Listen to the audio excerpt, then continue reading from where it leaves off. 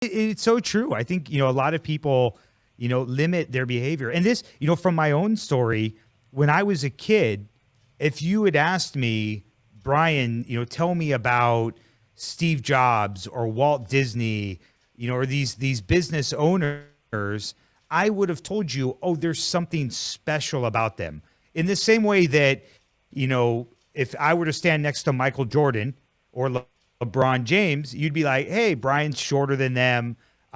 He's not as athletic as them. There's a difference there. I thought that there was a difference between me and Walt Disney, and some of these big business people. And as I started to do business and grew into that, I was so surprised. I was like, no, there's no difference.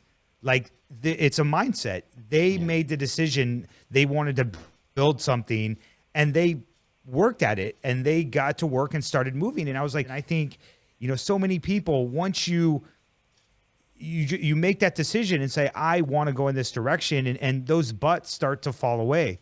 You start to limit them by, I'm going to take action to outwork that one or find a way to work through that obstacle where other people are like, there's no way to get through it.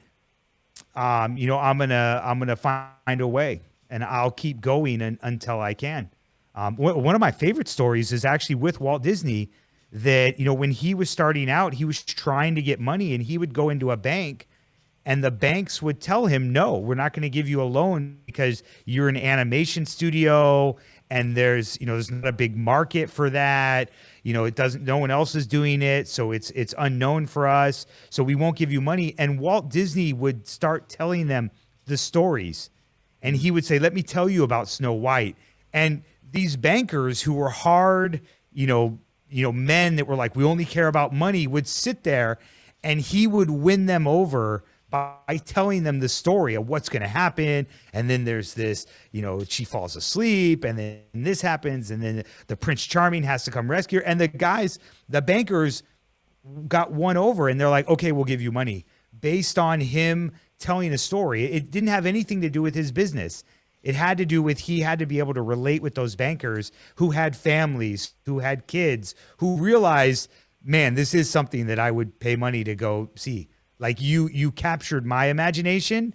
I know you could do it with other people. And that's how Walt Disney started to get loans for his business to be able to grow it.